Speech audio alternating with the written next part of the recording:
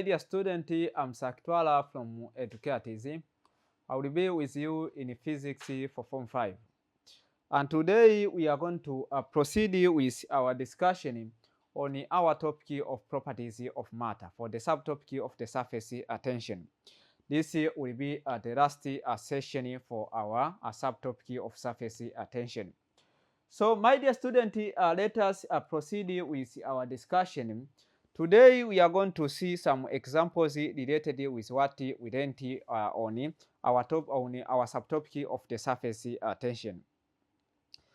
Before we proceed here, we are supposed to know where we ended on the last session.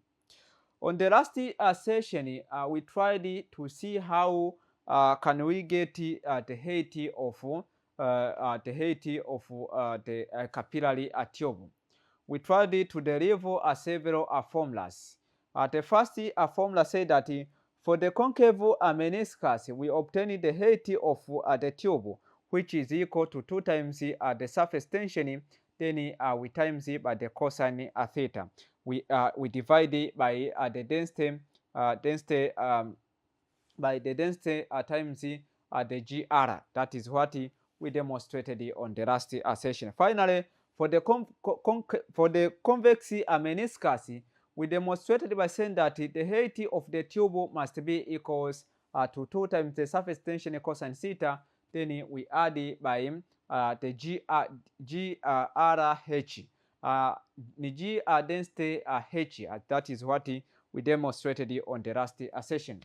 So for our today's discussion here, we are going to see the example number 6.7, which is say that the radius of a capillary tube is equal to 0.25 millimeter, and it is inserted vertically in a liquid whose density is equal to 80 exponent 2 kilogram per meter cube.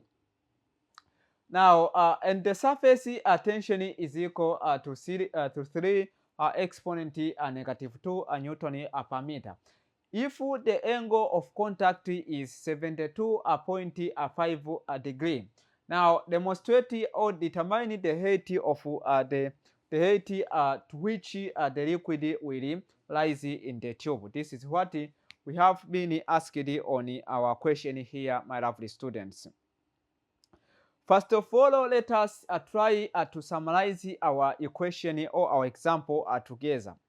We see that imagine we have the narrow tube or we have the capillary tube. That capillary tube, my dear student, having the diameter, having the radius of having the radius which is equal to 0.25 millimeter, but it is inserted vertically. After being inserted vertically, I tried to produce the density which is equal to 80 exponent 2 kilogram per meter cube.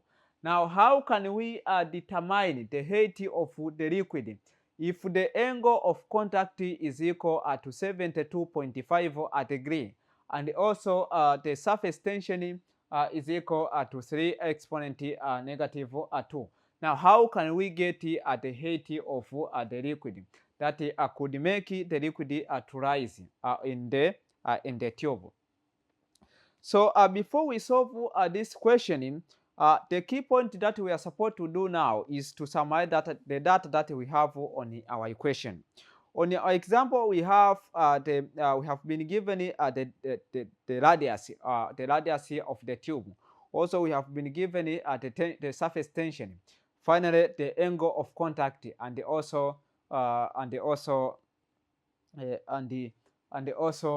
density. Now, how can we get the height? That is what we have been asking. So first of all, let us recall the formula of obtaining the height for the capillary tube. Formula yetu inasemaje?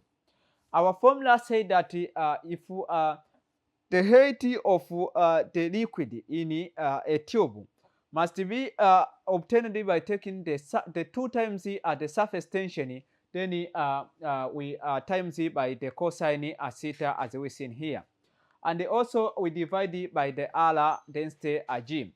Kwa ndo formula yetu ya kuweza kutafuta hii ya kuweza kutafuta height of the tube height of the liquid in the tube. Kwa tutaconclude kwa kusema kwamba the height of the tube must be obtained by taking 2 times surface tension times the cosine theta divided by r g density. Now, from our question, we have the value of the surface tension, and also we have the angle of contact. Finally, we have the radius of the tube, and the density we have the acceleration due to gravity is constant. Sasa nini ambacho tunataka tuweze kukifanya hapa? We are supposed to turn back into our equation and take those data that we have been given and substitute into our formula. Kwa hiyo tutachukua zile data zetu tutazi paste hapa. Kwa palipo na surface tension tutaweka value yake ambao ni 3 exponent negative 2 Newton per meter. And also the place where there is the angle of contact, we should substitute it is value which is equal to 72.5 degree divided by r. R we have the value of r which is equal to 0.25. Now we are supposed to convert it into a meter kwa sababu tulikuwa tumepewa pale ni kwenye centimeter. Tukiconvert pale tutapata ni 0.25 exponent negative 3 meter. The density we have which is equal to 80 exponent 2 kilogram per meter cube. Now we times it by the acceleration due to gravity which is constant. Kwa tukisimplify pale sasa tutapata kumbe yule height of the liquid is equal the height of the liquid, my dear student, in the height of the liquid in a narrow tube or in a capillary tube is equal to 9.2 exponent negative 3 meter. Now, after obtaining, let us conclude by saying that therefore the liquid in the tube will rise up to the height of 9.2 exponent negative 3 meter above to the normal level. Kwa hiyo ndio height ambayo itafanya kile kiasi cha liquid kiweze kuongezeka baada ya kudissolve into the narrow or into the capillary tube, my dear students. So after that one, let us proceed with another example here. Our example number 6.8. Our example say that water lies in a capillary tube at a height of 2.0 centimeter. How high will the water rise at a tube with the radius of 1 side of the former tube? Here we have another example, my lovely students, and our example, as we seen, say that imagine we have the capillary tube. That capillary tube containing the amount of water. It rises at the height initially. That capillary tube, the amount of water rises at the height of 2.0 centimeter. Now, what will be how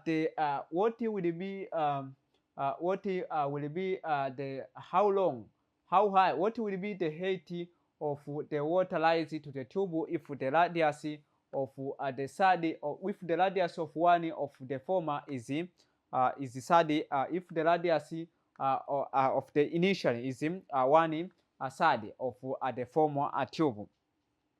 Sasa swali letu kama tunapojaribu kuliona hapa, kuliangalia, anatolewa mfano kwamba we have the capillary tube, and that capillary tube, my dear student, having the amount of water. The amount of water initially tried to rise at the height of 2.0 centimeter. Now, what will be the height if the radius of that capillary tube will be a 1 side to the former of the tube, kwamba ile radius itakuwa ni 1/3 ya ile radius ya mwanzoni. Sasa tutapataje ile height ya ile tube ya pili? This is what we have been asked on our equation here, my lovely students. As we see our solution, say that in the capillary tube, height h is inversely proportional to the radius r. We know that for the capillary tube, always the radius of the tube is inversely proportional to the radius. Kwa hiyo height anakuwa ni inversely proportional to the radius. Kwa kama ni inversely proportional to the radius, my dear student, we should say that this h is inversely proportional to r. Means when h increase, the radius will increase, my lovely students. So after this one, let us end here. We should proceed with the next slide here, my lovely students.